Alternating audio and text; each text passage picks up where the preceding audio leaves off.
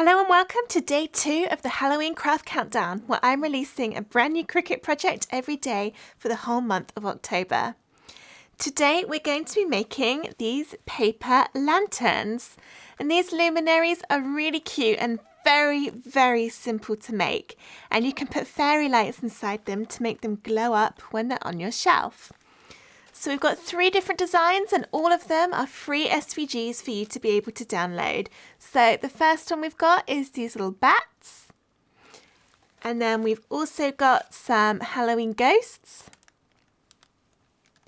And what Halloween would be complete without pumpkins?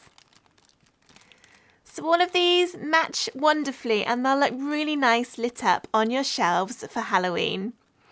Check out the description of this video for the link to get to the free SVGs, and then let's jump on and assemble our gorgeous little Halloween luminaries.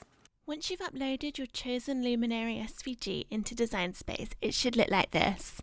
Now it should load in at the correct size, but it's a good idea to just check that before you make it, just to make sure we're going to cut it at the correct size. So click on your image and then the width should be 10.5 inches. So if it's not, then just insert 10.5 in there and the height will automatically adjust to be in proportion. You can make it a little bit smaller or bigger if you want to. Once you've made sure your design is the correct size, click Make It and then cut it out on your Cricut machine.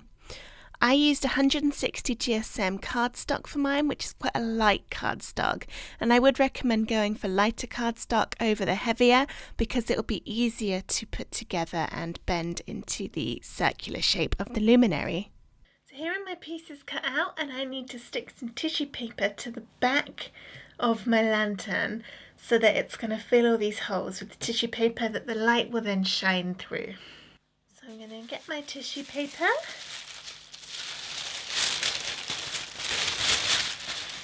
And then turn this upside down, put it alongside 2 of the edges, just move that a bit so you can see, and then just with a pencil, which I have somewhere, I'm going to draw a line down the other 2 sides of the card, so I know where to cut. I did think about cutting this on my Cricut as well, but because it's so thin, I think it would just rip when you tried to take it off the mat. So I'm doing it this way instead. So now I just need to cut down the lines that I drew with pencil.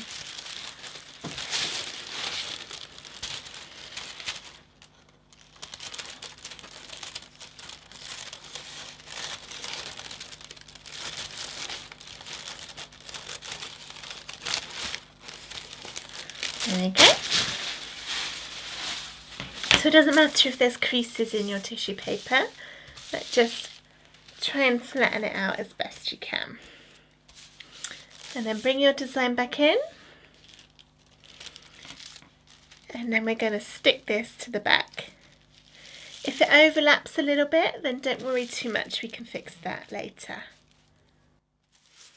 So get your tacky glue. And then put a little bit along, so you can choose which one you want to be your front or your back, it doesn't really matter. So I'll go with this as the back. I'll put a bit of glue along the top and the sides. So we want to make sure this tissue paper is stuck on really well. So I'm going to put it all along the edges and then just a little bit in some of these spaces. Make sure you don't put any in the middle bits of the shapes that are going to be folded because we need them to pop out. So these bits of the pumpkin faces we don't want to be stuck to the tissue paper, but just a bit in the middle of everything else. And then take your tissue paper, and I find this is easiest to start at one side because we want to try and get this tissue paper nice and flat. So I'll put this against the edge.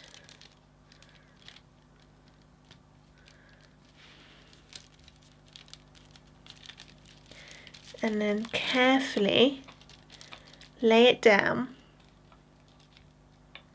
and smooth it out as you go to get a nice flat bit of tissue paper.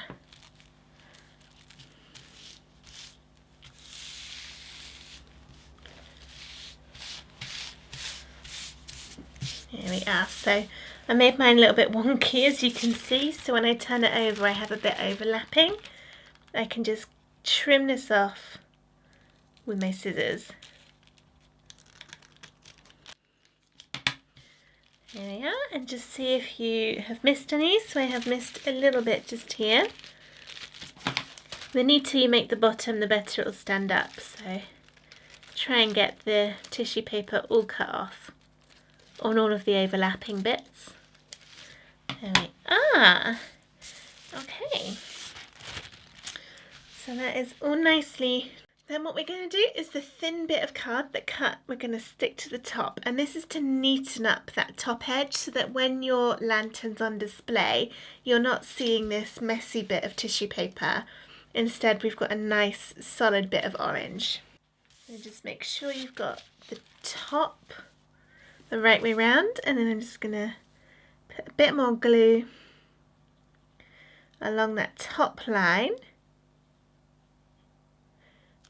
You could also use double-sided tape, and then stick the strip of card along the top, and make sure you get it right against that top line so that it's all nice and neat.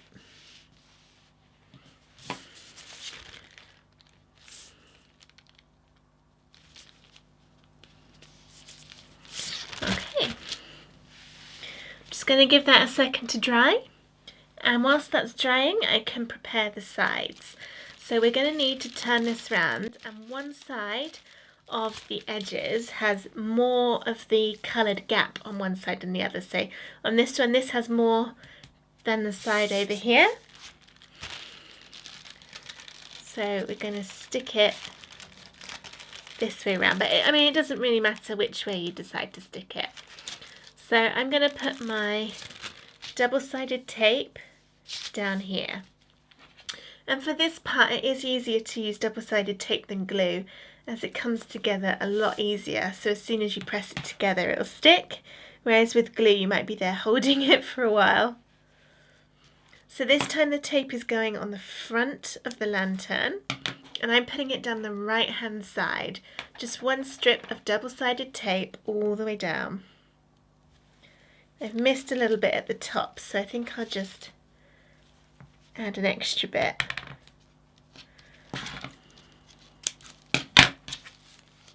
Ooh, I've stuck it to my jumper, that wasn't very smart.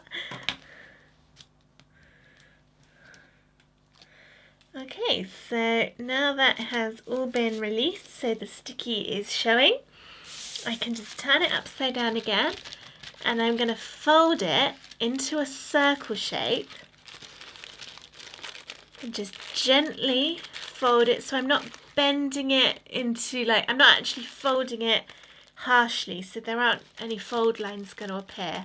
I'm just gently turning it into an oval, and then I'm going to stick the other side along this one. Try and get it nice and straight, and then push down all of that double-sided tape to seal.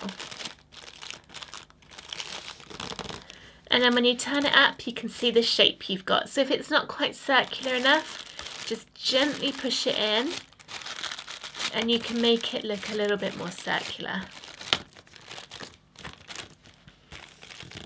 And this is nearly ready. The only thing we have left to do is to take the shapes that are sticking out and just give them a little fold so that they pop out. So again, we're not sort of creasing the paper, it's just a gentle movement to get those edges to pop out a little bit. There we are, and then that is really how easy it is to make your lantern. So how cool does that look? And then it'll be even better when we put the lights inside.